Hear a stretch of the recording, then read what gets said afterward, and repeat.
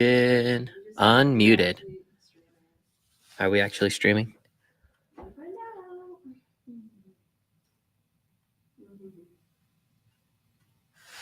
There's a delay. Okay, you're live now. Live. All right. We are live with Intro to Color Correction and DaVinci Resolve. Welcome, everyone. I am Austin, and we are going to do a quick dive into some of the color grading tools in DaVinci. For those of you who don't know, DaVinci Resolve was built as a color grading tool first and foremost. It was the first digital color grading tool, and yeah, that's kind of what they built their name on. And then Blackmagic Design bought them out and added in all of the editing tools, Fairlight Audio, Fusion Compositor, all the stuff that we now get today in DaVinci. So yeah, that's kind of where we are. But we're going to just take a look specifically at the color page and some of the color tools here. So let me just go ahead and share my screen. And there we go. So here's a shot from a series of interviews we did with veterans 2 Novembers ago. I guess two Novembers ago. Yep. And so we have this gentleman here, and this one's pretty well exposed. This has kind of already been balanced, but we're going to just kind of get into what are the different tools in here? How do they work? How do you read the scopes? What do they all do for you? So the layout here in DaVinci Color Correction is you have your viewer. All the windows in DaVinci are going to have a viewer. So you get your viewer here, program, preview, all that. But on the color page, you just get the one viewer here. And that is where we can see all our corrections, everything that we make. And as you're going through, you'll see this little sparkly guy up here. And you can turn the effects on and off. Right now, there's nothing on, so you're not going to see it. But that's a great way to A/B and make sure what you're correcting, what you're doing, you actually like, and it's what you want to see. And we are going to hold for just a second for that doorbell. Oh, we're good. All right. So next to the viewer here, I'm going to turn it back on for now. We have our nodes where you can build out what a lot of people call a node tree. And this is kind of DaVinci's version of layers. Those of you who come from After Effects or Premiere using adjustment layers, different layers. In DaVinci, you use what are called nodes, these little blocks here. And you can make a whole bunch of those. We can just throw tons of them out. Some of the big projects do get very deep with their nodes. We're going to stick with one right now and just a few today. But how this works is this side over here, this little dot is your input. This is the original video that you're editing. This is what the system is getting to work on. You started yet? Yeah. Okay. Somebody's in person. Oh, awesome. Let me swap over and pull that up on the screen. Give me a hold for 2 seconds, everyone.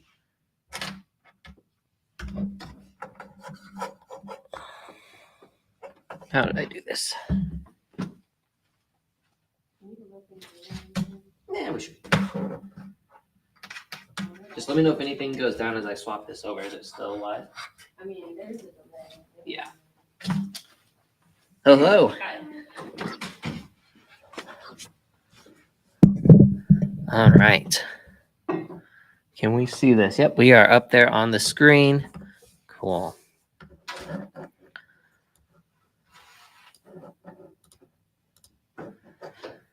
Yeah, so are you pretty familiar with DaVinci or? Yeah, I've been using it to edit for work, but Okay. I just do really simple Awesome. instruction videos. So Okay. I haven't done anything like this. Any color or anything? Yeah. Awesome. And what's your name? Marcy. Marcy. Okay, I saw your registration. I'm Austin. Yep. So What's your name? Austin. Austin. Yep. Yeah, thanks for coming in. Yeah. Still going? Cool. We're also live streaming, so Okay. kind of going both ways. Yeah. Yeah, so we were just talking about the nodes here in DaVinci. Sweet. So yeah, so you kind of start with this little block here is your input. That's the original video that you're going to work on and edit. And then we can take it from here into our node, and then you can create a whole bunch of nodes. These little, this top set of the triangle and square are your actual video input and output. So you get your input, then you get your output, and then here is your final output. So this is what's going to get rendered and exported. Yeah, so it kind of works. You just make a whole bunch of these. And then the bottom, the blue here is your alpha channel, which we're not going to mess with today. That's a little bit more in depth, but that's how you would transfer masks from layer to layer, or like like a chroma key or anything like that, you would transfer between that blue channel. But for today, we're going to stick on the video channels here. So yeah, let me go ahead and just shift this. There we go. And cool. So yeah, we have that. We have the viewer. Here's how you turn off and on all of your effects. And then when you're on the node level, you can actually turn on and off each node by just clicking on the number here. And that's really valuable if you like. I like to split up my effects onto different nodes, so you can kind of A, B, and see what's working, what's not working. Make it a little easier there. So because sometimes you just look at it so long that you're like, oh yeah, this is great, and you're like, wait, something looks funny. Where did I go wrong? And you have to step back and backtrack. So I always keep things separate. A thing that's important to know with the nodes is they are, the earlier nodes take precedent. So when I make an effect in this first node, it's actually putting that output, that video with that effect as like a solid output into the next one. So the second node is not working off of the original signal. It's working off of whatever signal was affected here. Yeah, so that primarily takes place with LUTs, which we'll get into a little bit later. But when you do a LUT, it throws out all the extra data. And so if you do it first thing, you lose all the data up front. You usually want to do it last, so you can make adjustments with all the extra data and then throw out the LUTs. So yeah, kind of a neat way to be able to do that. But it's just important. Like, I didn't know that for the longest time. And so I was doing it backwards and losing all this info. I was like, oh, my grading's it's not looking any better for all the extra stuff I should have. So yeah, definitely good to have this here. So that's nodes. On the left, we have our gallery. And a lot of these you can show and hide by clicking on the title up top. We have the gallery here. And what that does is you can store screenshots. So right here, I'll hit grab still. And those do a multiple things. So one, it's a preview. So if I come to the next clip and hover over, it'll apply the look from that screenshot. So it saves all the nodes and effects from that screenshot, which is nice. So it's the easy way to copy things over and then also to preview. Oh, would this also look good on the next clip? So it saves all those. And when you do want to apply it, you drag over here and you can see it added all those nodes I had. There's no effects on them, so it doesn't do anything, but good thing if you have like a template too. Like, I usually use the same like 5-node structure, so I can just copy it over up front. So that's nice. What it also does is it gives you the image wipe here. So you can click on that. And then you can kind of compare the shots and, if they were from a similar scene, you could make sure that they match and look the same. So that's what we would do there. But yeah, turn that off for now. So that's that area. Down here, you have your gallery, and not your gallery, your thumbnail and timeline. So they call it clips. I don't know, I always call it thumbnails, but this is basically a thumbnail of each clip on the timeline. So you can just click through real quick and edit different ones.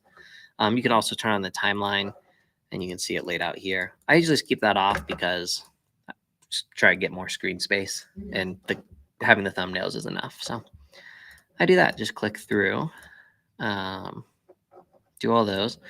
And then below that, we have our main color correction wheel. So this is where you do, 90% of your color grading. Color correction is on the primary wheels here. You have the bottom slider does exposure, and then the top set does color. So we'll come back to those as well, but just kind of doing a quick overview now. On a screen, if the screen were slightly bigger, it would also squeeze in the S curve in the middle here between the scopes and there, but it like automatically adjusts for your screen size. So it only shows one or the other right now, but typically you would have all these pieces would show in one, and then all this would show in the middle. Like, you could toggle between it would be your middle window. But my screen size is off, I guess.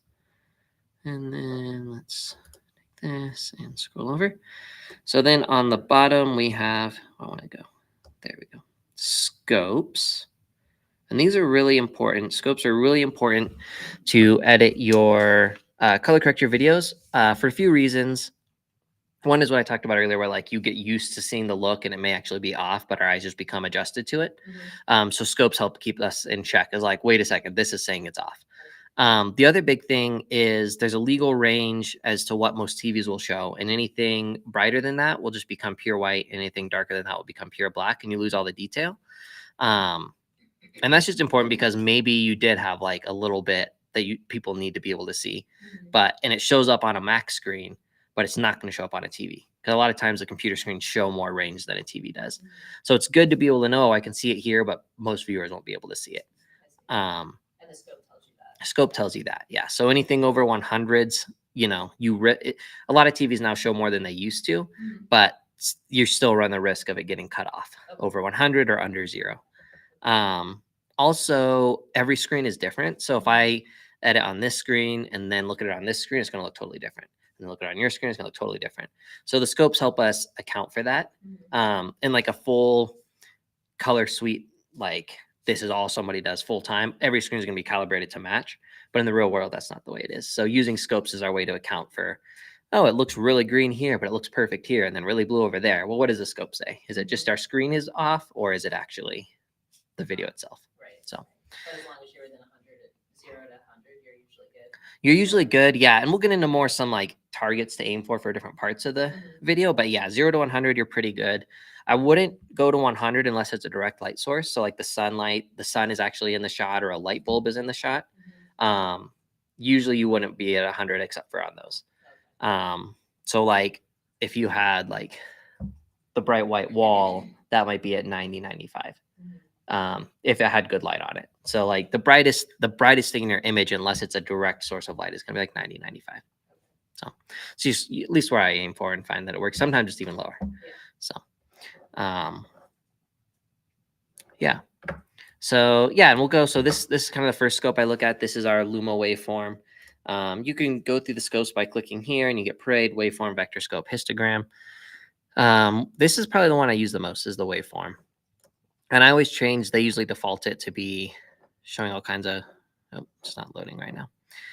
They usually have it show in color, and that's just too distracting. Like, let's just keep it simple. What we want to see is the brightness. And they'll add in like the different color channels in here, and this just gets really. There's other ways to see that, and there's just no reason to overlap. So that's just preference, though. I usually do the white channel, which is luminance, brightness, and then turn off the color eyes, because you can see it kind of looks a little different there. It is a good way to double check white balance, because if something's supposed to be white, that section on the graph should appear white and overlap. And if it's not, you'll see like, oh, the blue's peeking out. But again, you can check that other ways. So I like to just use the waveform, and this just gives me brightness. So 0 being, let's say, like the darkest part of the image, 100 being the brightest if there's a direct source, otherwise 90. And be careful if you're on a trackpad or magic mouse, you can just swipe this thing gone. So like I don't, there it is. Magic mice really aren't that great for editing. That's what I found out. They make it a little sloppy, and you get more functions with like a scroll wheel. So, yeah, and then these do read left to right. So this, left side of the image is the left part of the graph. He's this kind of chunk here in the middle. Yeah. And you can turn on through this little dot. So you can go down to display qualifier focus. And then that does what mine is, where it's got the teardrop. And then you can see, let me get out of that menu. It'll do a little circle on the graph over what I'm hovering. So if you're ever unsure, like, oh, what's this window at? That window's the bright part. And that's at 95. And since that's light shining through the window and not actually the sun, that's why it's not at 100. Yeah. And you'll notice if I go to 100, some of these things you like, yeah, that's way. Take it up to 100 and it just starts to be too bright. It starts to lose detail. It starts to kind of bloom, where you get that glowing effect. And that's what you kind of, if that's the style you're going for, but in like typical stuff, you don't want that. So I'm going to reset this. The next set of graphs I like to use are the waveform. Sorry, not the waveform, the parade. Some of them call it a waveform. It's just 3 waveforms, about 1 for each color channel. So you get red, green, and blue. For a good, normal, well-balanced image, they should be somewhat close, like somewhat matched. But if they match perfectly, then you're in grayscale, because they're all offsetting each other. So like this is fine, because obviously we still have a color. They're matching, but they're not perfect. Once they're perfect, it is just grayscale. So I guess let's just see. Actually, I never tried it. Yeah, you can see they become exactly the same when I pull out my saturation. So, but that's not what we want. But you do want them, generally balanced, because you can see when I really offset, like, oh, the blue's way bigger, and it shows. There are times where they won't somewhat balanced. Like the blue will be way bigger, the green will be way bigger. Usually those are the two that you see, sometimes red. That's if like, oh, it's a bright blue sky is most of your frame. The blue is going to be bigger because there's just that much more blue. If you're at a park, the green's going to be a lot higher. If you're at the ocean, you get that teal, sometimes just blue. And so those are times where like you use the context. Like ordinarily you don't want the blue way higher. However, in that you do. And if you try and balance it, it's going to look really weird. So yeah, so these are just a good way to get color balance. One thing to check too outside of the overall balance is if you have something that's, at the very bottom and should be just pure black, make sure that the bottom of all these graphs, whatever the lowest point is on this, it's probably this little poke down here. Those should all be completely matched, or you're not getting black, you're getting dark blue or dark green, whatever's higher, dark red. So the lowest points on all three. It's nice to have a match if there's black in if you don't have any black in your image, but usually you do because there's going to be like a dark shadow that has no info. So it's generally safe to try and get the lowest point to match. And then same on the highest point. You generally want that to match. And what that does is just gives better color contrast. If the whites are white and the blacks are black, everything in between, just our eyes read it better, a little bit more clean. And how do you adjust it if they don't match? Yeah, so you'll use either the regular wheels or the log wheels, and we'll get into that. Oh, okay. Yeah. So, and then histogram just gives you a regular distribution. So it shows brightness as well, but it doesn't map it out with the image. It actually just takes how many pixels do you have that register at 10% brightness. Okay, and it's just a graph of how many of those pixels are at each level. So it's just a good way to see overall, like if I were shooting normally, you'd be like, oh, this one's too dark, but you look at the image and it looks fine because that's the way we lit it. But it's just a good way to get distribution. But again, I don't find them super helpful because it's literally just, oh, what if I had like, a completely black image and then a person walk through? Well, then everything's going to be down at 0 except for a little bit up higher. And that's the way it's supposed to be. So they just give you an idea. Just another reference point, but I don't use it hardly ever. The one I do use a lot is the vector scope, and this shows hue and saturation. So you get your primaries here, red, blue, and green, and then the secondaries, yellow, cyan, and magenta. And then, so the little graph kind of goes out towards them, and the further it goes out, the more saturated it is. So you can see if let's go back here and boost the saturation, you'll see it grows a lot. And as I turn the colors, kind of can move it different ways. You can pull it, different colors. So we have that. But what I primarily like to use the vector scope for is if you go into settings and go to the bottom, you have show skin tone indicator. And so all human skin tone, regardless of how light or dark, should fall somewhere along that line. Maybe not directly over it, but like within 10 or 15 degrees of it. And so that's just good because like, okay, if the wall in the background's a little inaccurate and what it actually looks like, nobody notices. But if the skin is extra blue, people notice. So it's a good way to just kind of keep check on that. Is it too yellow? Is it too red? His right now is sitting pretty center. But I find even if you're like off a little bit, it's still, yeah, it's, well, if you're off, so yeah, if you're off, it becomes noticeable. But let's say I shift him a little this way. He definitely, like, we can tell he's more blue, but it doesn't look too unnatural. And so like I find you can typically shift them a little bit off so he's not as centered anymore. Like even in there, that's maybe pushing it, but you could kind of in the middle of where we were and where it is now. It doesn't have to be perfect on the line, but it should fall within, like a little cone of that line. And it tends to be good. Sometimes you don't. Sometimes you want people, look like they were at a rave or something. I don't know. But then this would do no good at all. But if you're trying to get accurate skin tones, I find it really helpful because, again, that's, those are things that people notice.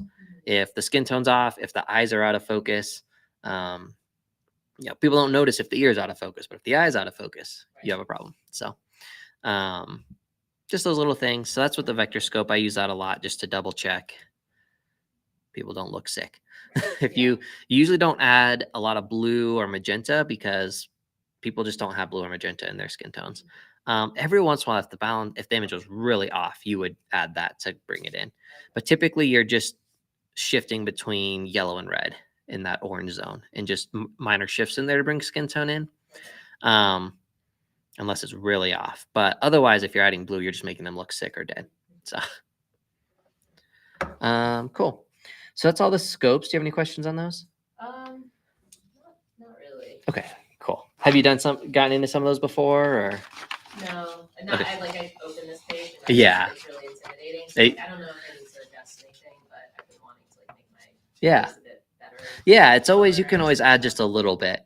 Mhm. Even if they're already like looking really good, just doing it like 5 seconds to just, expand the contrast that little smidge, set that white at 95 and that black at 0, adds just a little bit.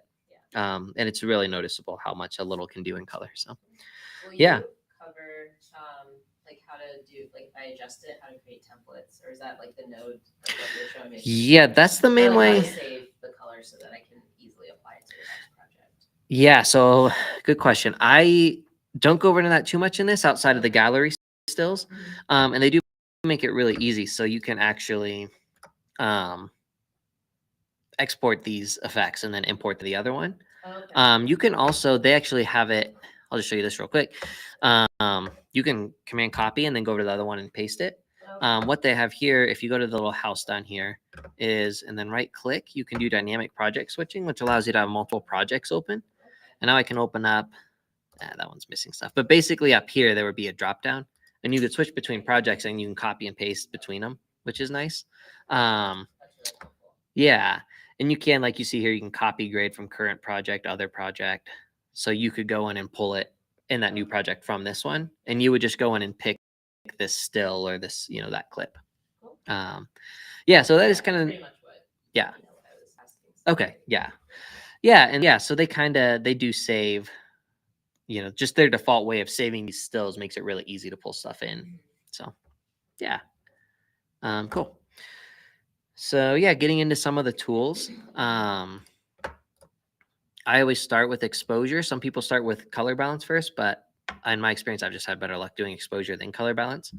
So I will start with the waveform.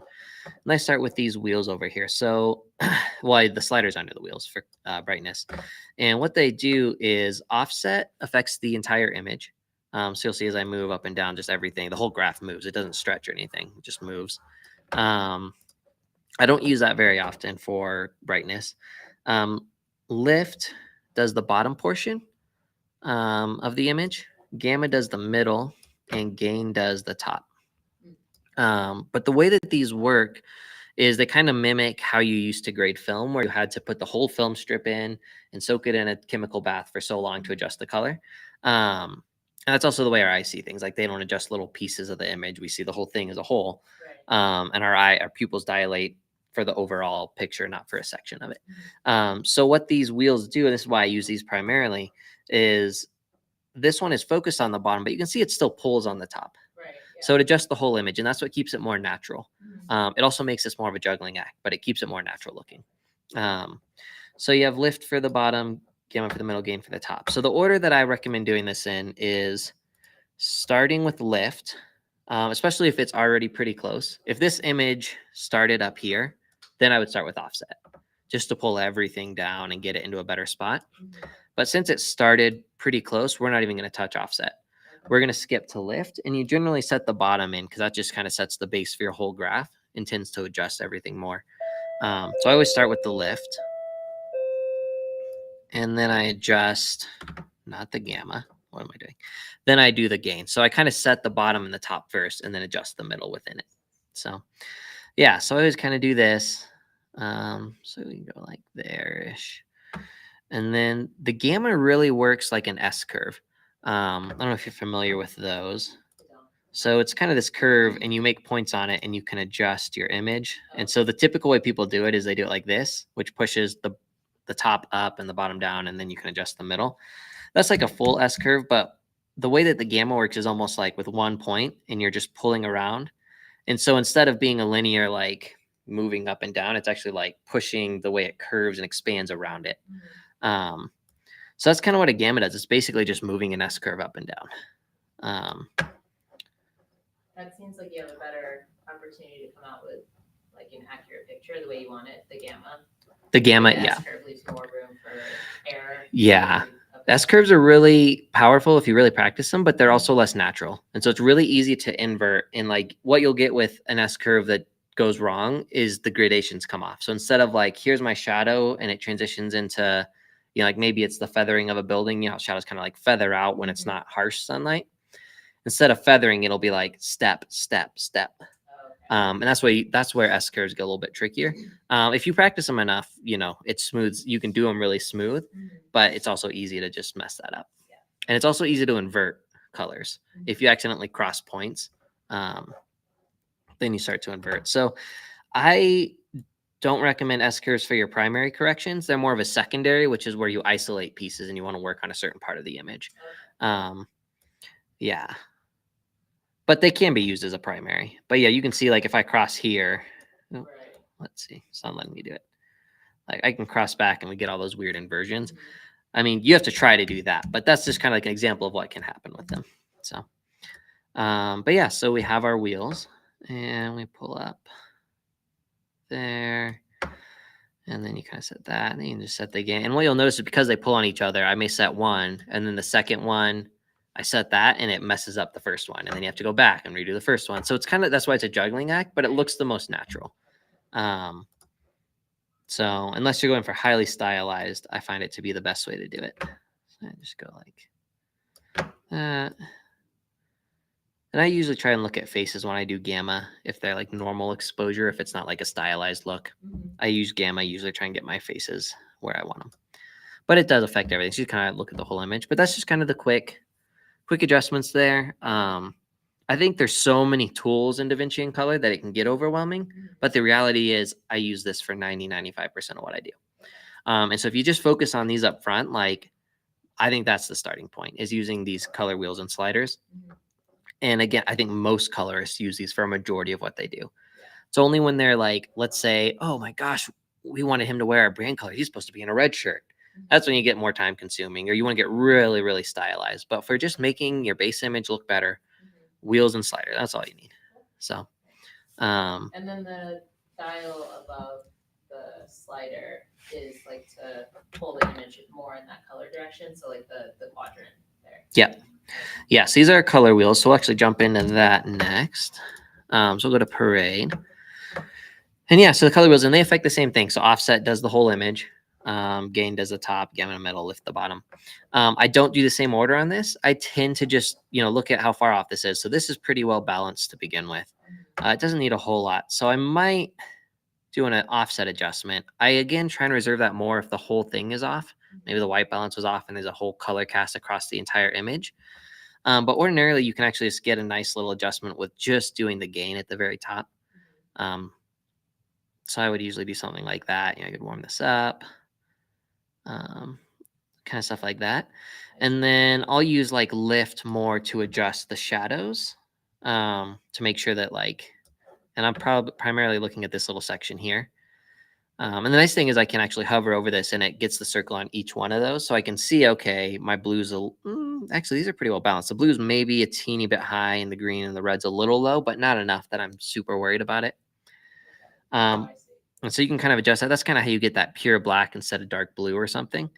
It's a little hard with lift because you can see lift is adjusting half of the image.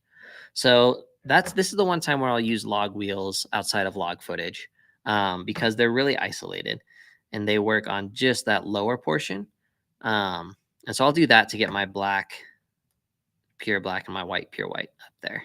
And so the log wheels are just not pulling on as much of the image. Yeah, the log wheels are more specific. And they actually, you can set what they do. So they still pull a little bit on the whole image. There's a little bit overlap, but it's not, it's like instead of pulling like this, it's like this.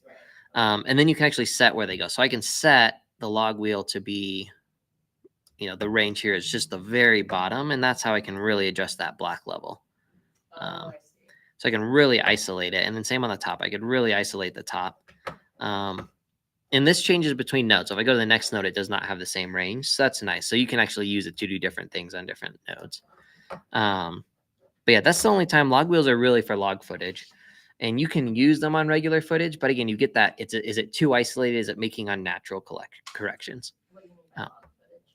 So log footage is a way of shooting in cameras that preserves more of the image data. So usually, like a camera, let's say, like I can see the bright light here and the darkest shadow under a chair, and let's say you could break that into 20 different steps. Cameras can only see maybe, now they can see more, but let's just say 10 of that. For a while is what digital cameras could see. So you can see that 10 steps. So that means if I expose in the middle, the 5 up top and the 5 below are all lost. So anything brighter is just pure white and anything darker is pure black. But I see all the data, but the camera doesn't. And then of course you can expose lower. And so maybe you just have the darkest part and then everything, the top half is all, or you could do the reverse. What log does is instead of doing the regular image contrast, it makes it really flat. So it pulls these parts that are maybe a little over and a little under within them all down to here. And then you expand it later and it gives you more choice on like, which part do I want to use? And more data in general. So just a lot more information. So, but you do have to, you have to color grade. You can just throw a LUT on, but it doesn't always look great. To just do that, you usually have to do it in some adjustments. So you do have to color grade, but it's going to be like a cleaner, more data, more color, more brightness and darkness. So that's what log footage does, and you spread it out later. We'll actually talk about how you normalize. It's called normalizing to make it look normal and then edit it at the end of this. But yeah, it's just a way to get more out of your camera, basically. Yeah. And then, yeah, and so it extends a lot of cameras up to 12 or 14 stops instead of 10 stops. Yeah. Let's see. Yeah, they're designed specifically to work with that flat image and help spread it back out. So, yeah. And I have some log footage that will kind of show you what that looks like on too. So, yeah, so we can adjust all the color. So yeah, typically I would do my exposure on one and then go to the second and do my color balance. I want to get off the log wheels here. And anytime you see a little back wheel, that's how you reset the setting. Some of them you can also double click on. Like these ones you double click next to it and that'll reset it. Yeah. And then you can also, if you want to reset everything, you can right click on the node and hit reset node grade, or you can right click just in the node graph and reset everything.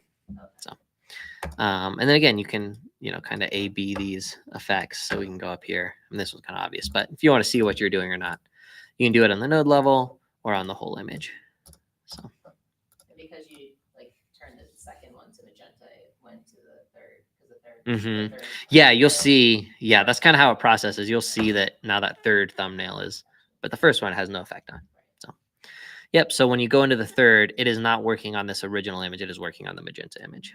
So any data that you lost, one way I like to show this, let's just reset the whole thing. If I take my first node and let's say take out all the saturation to make this black and white, that's gone. I can't just go to the second node and turn up the saturation and get it back. So it's literally just throwing out that color data and it's not there anymore. So, yeah. Cool. So yeah, color. Again, I primarily can get away on, if it was a well-shot image and I've set the black levels, I can usually get away with just a little correction in the gain. But if you really want to put the time, I'm also always going to come in and make sure that the black levels match, the white levels match, so that it's all balanced. And that just helps keep everything a little cleaner. And I'll go up sometimes and sample. This one's not, I guess this is probably should be black. So you can kind of sample and double check those. We could check. There's not a good white sample in here, but I might use this kind of little specular highlight on his thumbnail. That's pretty close, but you wouldn't want to say oh, that's not pure white, I need to fix, because it shouldn't be. If that were a little brighter, you might be able to pull off of that one, but that's like a last case resort to sample off of a specular, because they're always going to be a little tinted for the most part. Yeah, so that is color and the color wheels. Some other easier ways I like to show you, I don't recommend using them because, again, they're kind of isolated. You don't have as much control, but if you're in a hurry, they'll help. Or sometimes there are images that are really tricky for some reason. And the wheels, even though they have more control, just hard to nail it. So I'll try these other tools. So the first one for brightness and exposure is contrast here. So that's exactly what, like when I'm doing, setting my, let's just, what did I do? When I'm setting the exposure and I set the lift down and I set the gain, I'm just manually doing a contrast adjustment. So you can do that all here, but you just don't get as much control. Right. So that's why I don't, and if you practice the wheels, it's not really a lot quicker either. So I don't do that. You can see it just spreads out the image. One thing that DaVinci has that other like Premiere doesn't have built in is the pivot, which actually sets what you're expanding around. So right now you can see everything spreading out from about that 50 line right in the middle. I can adjust it to actually spread out from like up higher. Now it spreads at a different point. I see. So that's like good if you're like need to get contrast and adjust the exposure, and it works fine. You just don't get as much control. So that's why I don't use it a lot. Same thing on color. If you want to adjust the color, you have the temperature slider here. So you can make it's basically blue versus red. And I didn't change that, did I? So you can see the whole blue versus red. Oh, I see. And green moves a little because they all interplay, but it's primarily the blue versus red. And then the tint is your magenta versus green. So it'll affect, it's basically red and blue versus green. So you can do all the same controls, but again, now I'm limited to adjusting this on 2 different axes versus, going in the middle here and getting that control. Which obviously you wouldn't want that. Yeah. Yeah, because automatically, when I adjust here, it automatically pulls back on the other and everything. So that's just the wheels are a lot better. But sometimes if you're in a hurry, these work fine. I have hit some weird images where for some reason this just works better than the wheels. That may just be my deficiency on the wheels, but sometimes it just hits it a little.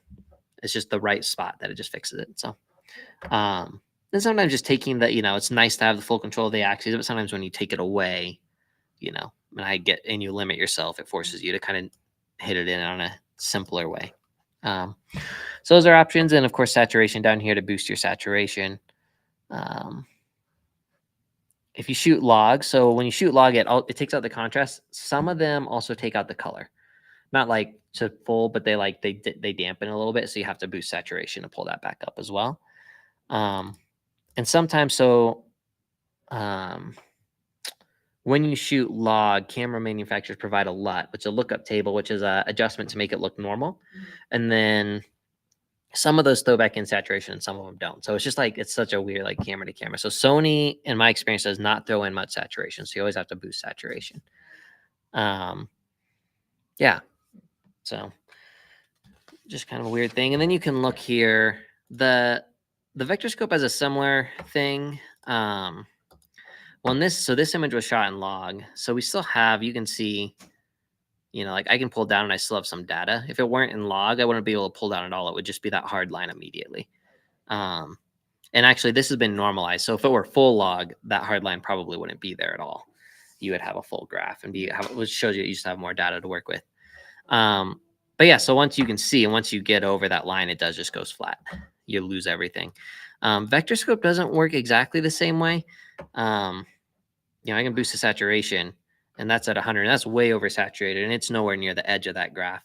So it doesn't quite work the same way where if you hit the edge, you're going too far. You can go too far a lot sooner. So if you hit the edge, you have probably gone too far. And you'll get the same thing if let's just say we're too far out here in the red, you start to lose detail in the red. So instead of everything looking pure white, it just looks like just a smush of red and there's no detail in it. So I guess if you want that look, it's great, but it's nice to be able to do it, but it's just one of those things. So I don't see very often. I've only on one project ever had an issue where the colors were too saturated and you were losing that detail in it. For some reason, I don't know if it was the camera we shot on, was always in the red channel. For some reason, reds oversaturate a lot easier. And that may just be, it's usually Sony that I shoot on. So that may be a Sony thing that they just pick up too much red. But when I boost saturation too, the reds seem to boost more than the blues. So just something to keep an eye on for that.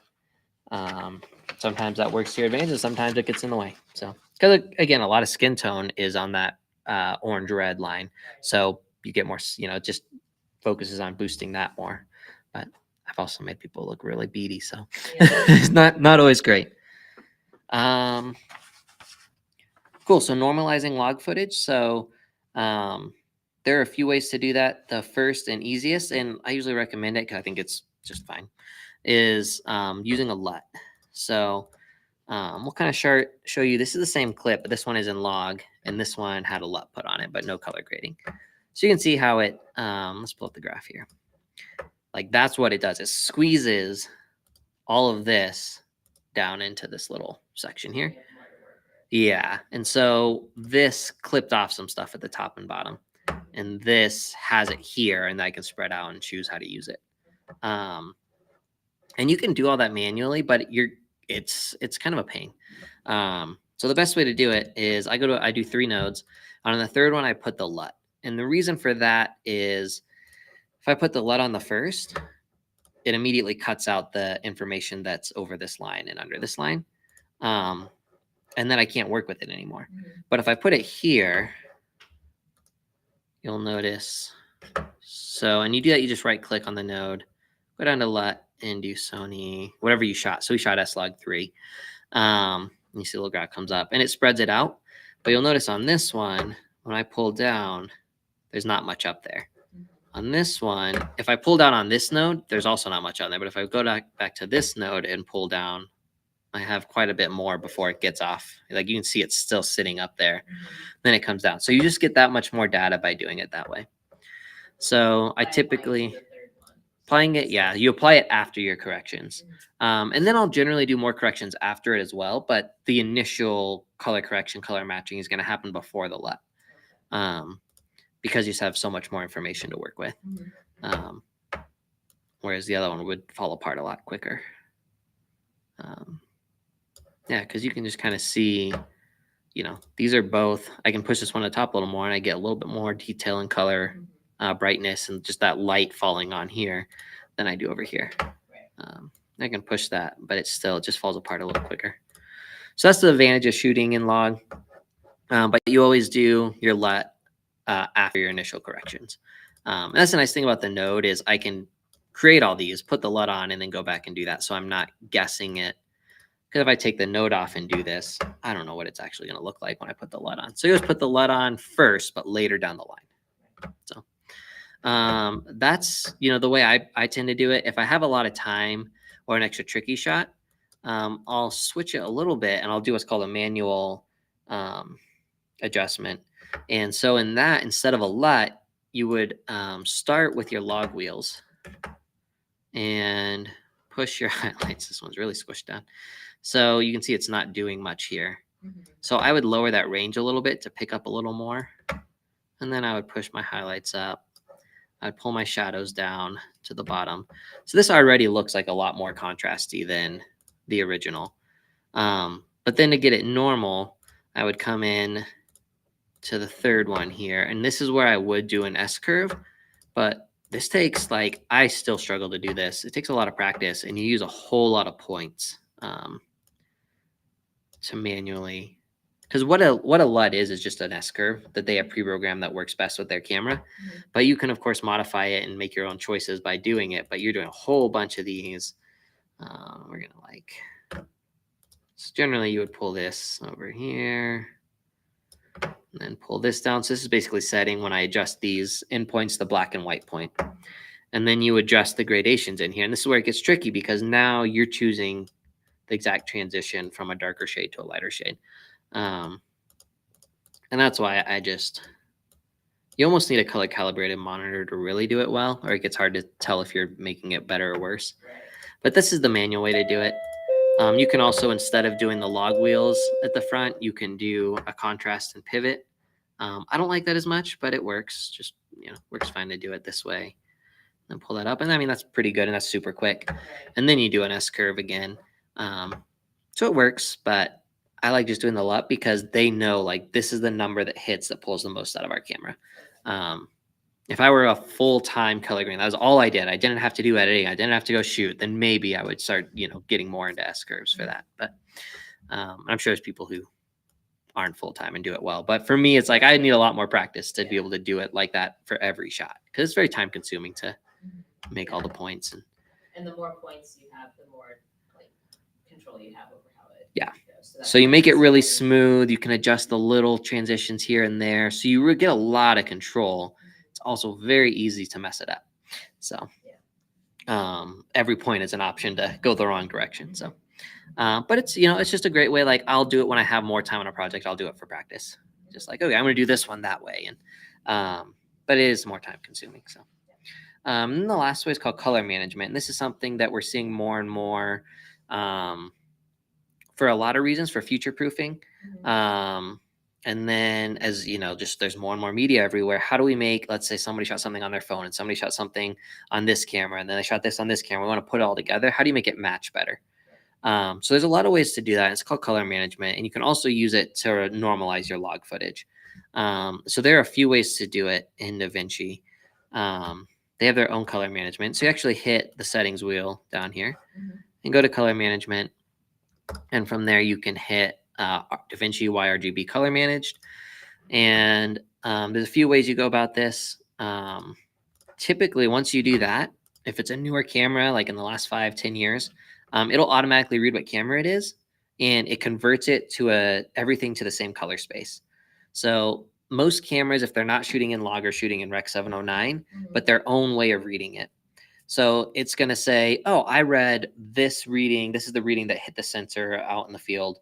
We're going to convert it to this reading in Rec 709. And they all do it a little different.